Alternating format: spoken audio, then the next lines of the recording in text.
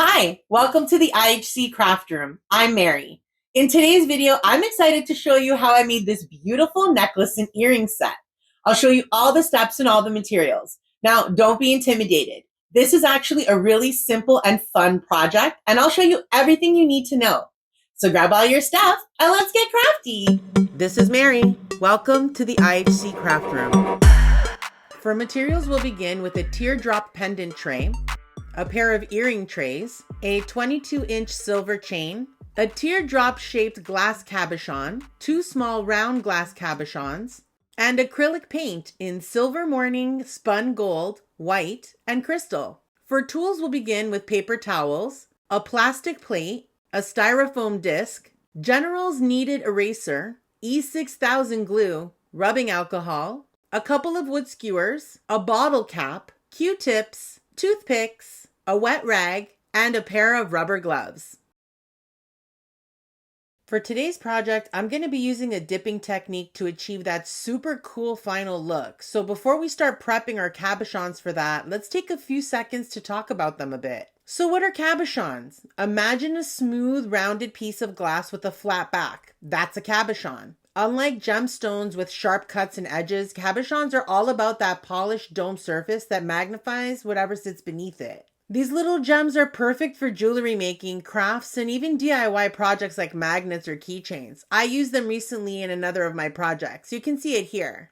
So first, let's take a chunk of that kneadable eraser and roll it into a nice little ball. You can probably use that sticky tack stuff, but this is what I've always used with no issues, so why rock the boat, right? I got mine at Michael's, FYI. We're going to make sure to attach the cabochon with the curved side down, so that the curved side is stuck to the kneadable eraser or tacky stuff, because we want the flat side up for this. Then we'll pop the little guys onto the wood skewers and the back of the plastic bottle cap for the bigger cabochon.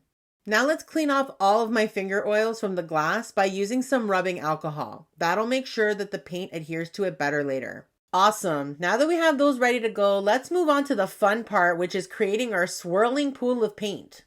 Basically, what we're going to be doing is adding drops of paint, big dollops, big swirls and squiggles and lines of paint in different spots all around this plate, ensuring we're getting a good mix of all of the colors. Honestly, you really don't need a lot of paint, but the bigger the surface of your swirl pool is, the more options you have for where you want to dip each cabochon. Once we have the paint the way we want it, it'll be time to start swirling it together using a toothpick. Take your time and pay attention to where you're moving the paint so that you get a really nice mix of colors without any one color dominating. Something to make note of here is that you want to swirl and combine the paint but not mix it together so that it becomes a completely new blended color. You know what I mean? It'll be muddy and messy. You want to be able to see each individual paint color combining and swirling in waves throughout the entire pool of paint.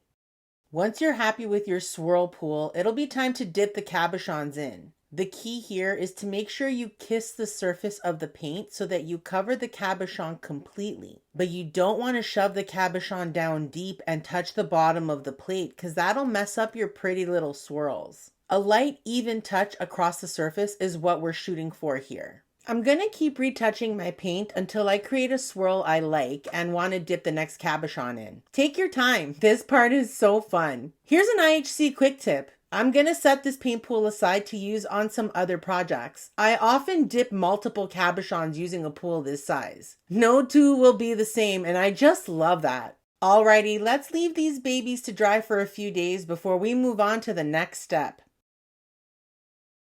It's now been about 3 or 4 days since we dipped these cabochons, so they are nicely dry, and I am beyond excited to see how these turned out. Honestly, the hardest part about making these jewelry sets is waiting for the paint to dry so you can see how the pattern turned out. Like, come on. Who has that kind of patience? Apparently I do though, because that's exactly what I did. And look at how these turned out. Aren't they stunning? Oh God. I just love this technique. They come out so beautifully. So simple, and yet look how gorgeous they are.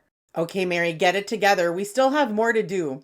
Before we glue these beauties down to the trays, it's time for a little cleanup using a damp Q-tip. If you were a bit passionate when kissing the surface of your paint whirlpool, you'll notice some paint made it to the front of your cabochons or up around the sides. That paint will come off very easily though using a damp Q-tip, or you can scrape it off gently using your nails or something like that. Excellent. Now that they're all cleaned up, it's time to strap on your safety gear. I use both a face mask and rubber gloves when working with E6000 because safety first. The key here is to remember that less is more. You only need a wee bit of this E6000 to make these cabochons and their trays besties for life. Trust me that you don't want to overdo this because then cleaning up the glue afterwards is going to be a bit of a pain. You've been warned, but whatever, do what you want, it's your life. For these little guys, I'm using a toothpick to put a tiny dot of E6000 on the trays because between my man hands and how old this tube of glue is, I would have ended up with a sticky mess if I didn't. All I'm doing is dropping the cabochon on top of that drop of glue and giving it a couple of quick taps to make sure it's sitting right. Alrighty, let's leave these beauties to cure for another 24 hours and then we'll see if we need to clean off any stray glue before we put this pendant on its chain.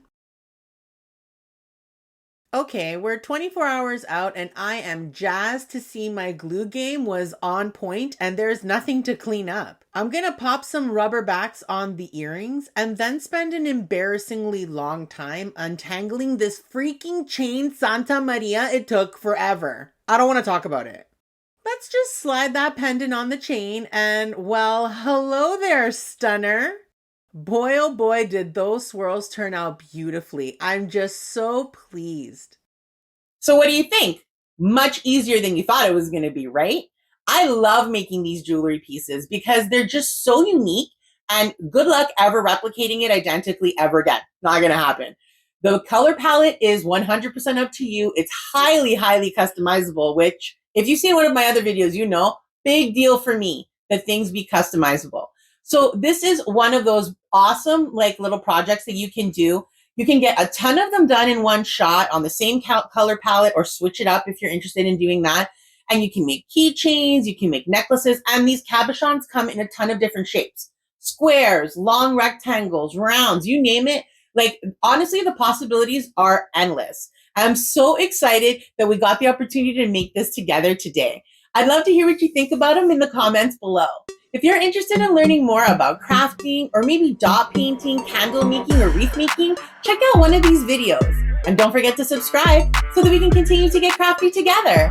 Toodaloo!